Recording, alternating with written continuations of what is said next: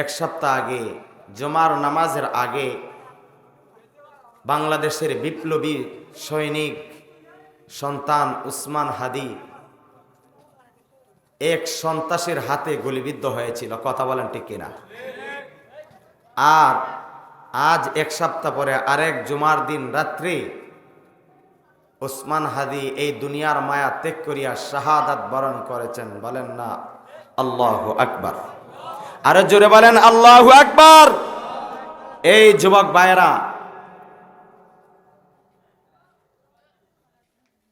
বাংলাদেশের মধ্যে উলামায়ে কেরাম মাদ্রাসা মসজিদ নিবানোর জন্য, কোরআনওয়ালাদেরকে নিবানোর জন্য কত ষড়যন্ত্র চক্রান্ত হয়েছে।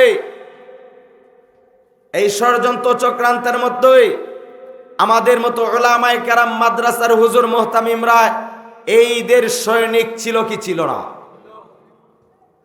বাংলাদেশের মধ্যে যেই 2024-এর 5 আগস্টের আগে জুলাইয়ের বিপ্লবের মধ্যে শহীদের তামান্নার মধ্যে বাংলার হাজারো যুবক নিজের জীবন দিয়েছে। কথা বলেন ঠিক কিনা?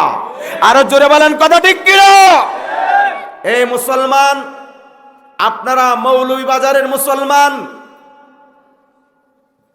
সাইফুর রহমান রহমতুল্লাহি আলাই সেই সিলেটের জমিনের ঐতিহাসিক একজন মন্ত্রী ছিল। কথা বলেন ঠিক কিনা? সাইফুর রহমানের নাম, উনি কিন্তু একজন আলেম না, সিলেট নয় সারা বাংলাদেশের মানুষ তার স্মরণের কালি দিয়া নাম স্মরণ করে। কথা বলেন ঠিক কিনা? এই যে উসমান হাদি যেই ছেলেটা আজ বাংলাদেশের একজন সৈনিক, যেই সৈনিক দুনিয়াতে চিরবিদায় হয়েছে, সেই ক্ষমতার চেয়ারের জন্য পাগল ছিল না। সময় টিভির মধ্যে বক্তব্য দিয়েছিল গত মাত্র তার গুলিবিদ্ধ হওয়ার মাত্র 2 দিন আগে, যে আমি ক্ষমতার চেয়ার আর 40-50 বছরের আমার সেই ক্ষমতার আমার টাকার কোনো প্রয়োজন নাই, দরকার নাই।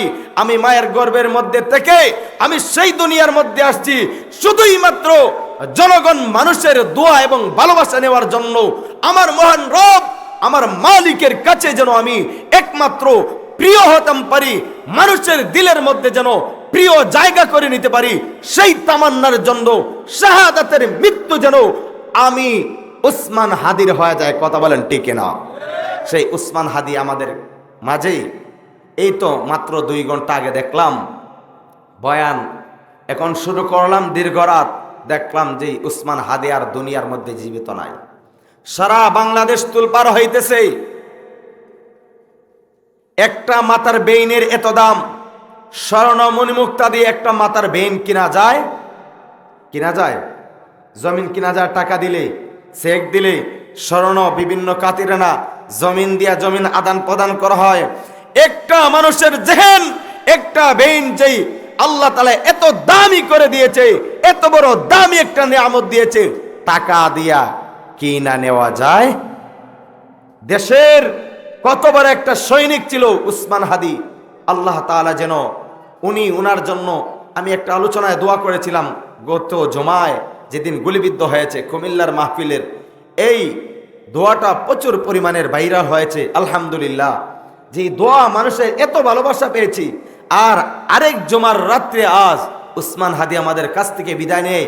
জুমার দিন যেই ব্যক্তি মৃত্যুবরণ করে, হাদিসের মধ্যে স্পষ্ট রাসূল সাল্লাল্লাহু আলাইহি ওয়াসাল্লাম বলেন সে বিনা হিসাবে জান্নাতি। সুবহানাল্লাহ। এই জন্য ভাই, আমাদের চিরজীবন 60-70 বছর পর তো আমাদের মৃত্যু হবেই। আমার সেই জীবনটা যেন ইসলামের জন্য, দ্বীনের জন্য কবুল হয়। আল্লাহ তাআলা যেন শাহাদাতের মৃত্যু দান করে। এই যে দেশের জন্য, ইসলামের জন্য, কোরআনের জন্য যারা জীবন দিয়ে শাহাদাত বরণ করেছে, তাদের সঙ্গে যেন আমাদের মৃত্যুটাও হয়ে যায়। কথা বলেন ঠিক কিনা? আল্লাহ যেন কবুল করেন।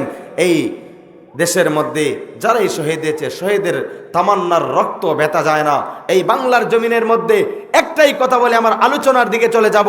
বাংলার জমিনে নির্বাচন হতে চলছে, কিন্তু সেই দেশের জুলাই যোদ্ধা উসমান হাদির বিচার করে তারপরে বাংলাদেশের মধ্যে নির্বাচন করতেই হবে। কথা বলেন ঠিক কিনা? বাংলাদেশের প্রধান উপদেষ্টা ডক্টর ইউনূস সাহেবের উদ্দেশ্যে আমি বলবো যে বাংলার জমিনের মধ্যে নির্বাচন দিবেন। ভারতীয় আধিপত্যবাদ বাংলার জমিনের মধ্যে কেউ থাকতে পারবে না। কমিশন বাংলার জমিনের মধ্যে ভারতীয় কমিশন এটা বন্ধ থাকবে। ভারতের সাথে আমাদের কোনো সম্পর্ক থাকবে না, যেই সম্পর্কের জন্য ইসলাম আর উলামায়ে কেরাম কুরআনওয়ালাদের মাদ্রাসা মসজিদের বিগত 16 বছর স্বৈরাচারী হাসিনা বাংলার জমিনের জন্য নিবানোর জন্য দামানোর জন্য বহিন কঠিন ষড়যন্ত্র করেছিল। কথা বলেন ঠিক কিনা? এই জন্য আমার কথা একটাই, আজকের মাহফিল থেকে এই মৌলভীবাজারের মুসলমান বাংলার জমিনের মধ্যে উলামায়ে কেরামদের, ইসলাম ওয়ালাদের, আলেম উলামাদের স্থান সর্বপ্রথম হবে। ন্যায় পরায়ণ বাদশাদের স্থান সেই জমিনের মধ্যে হবে। অন্যায় জুলুমকারী বাদশা সেই বাংলার জমিন আমরা দেখতে চাই না। কথা বলেন ঠিক কিনা? ওসমান হাদির আগে বিচার, তারপরে নির্বাচন। না হয় সেই দেশে নির্বাচন আমাদের দরকার নেই, এভাবেই দেশ চলতে থাকুক। আর কুনি যারা আছে সারা বাংলাদেশের সমস্ত কুনিদেরকে বিচারের আওতায় আনতেই হবে। কথা বলেন ঠিক কিনা? এইভাবে একটা দেশ চলতে পারে না। আজ আমরা নিরাপদ নয়, ঢাকা থেকে সিলেটে আসবো, আর সিলেট থেকে ঢাকা যাব, রংপুর, দিনাজপুর, গাইবান্ধা, চট্টগ্রাম মাহফিলে যাব। কুনিদের হাতে আমাদের যেই কোনো মুহূর্তে আমাদেরকে ডাকাত হামলা করে আমাদেরকে মাইলা পারাইবে, আমাদের মোবাইল নিয়ে যায়, টাকা নিয়ে যায়। এখন দেখবে আমাদেরকে মাইরে, আমাদের জানের নিরাপত্তা নাই। যেই দেশে জানের আপনার নিরাপত্তা নাই, সেই দেশে থেকে আপনি কি লাভ করবেন? যুদ্ধ করে বাঁচতে হবে। কথা বলেন ঠিক কিনা? এই জন্য মুসলমান, আল্লাহ পাক রব্বুল আলামিন বলেন, বান্দা দুনিয়ার মধ্যে চিরজীবন তো তুমি থাকবা না, যতদিন থাকবা ইমানের সহকারে থাকবা, ইয়াকিন আর বিশ্বাসের সহকারে থাকবা। আল্লাহ তাআলার কাছে যেন শাহাদাতের মৃত্যু হয়, সকলেই আল্লাহ তাআলার কাছে সেই দোয়াই আমরা করব। কথা বলেন ঠিক কিনা?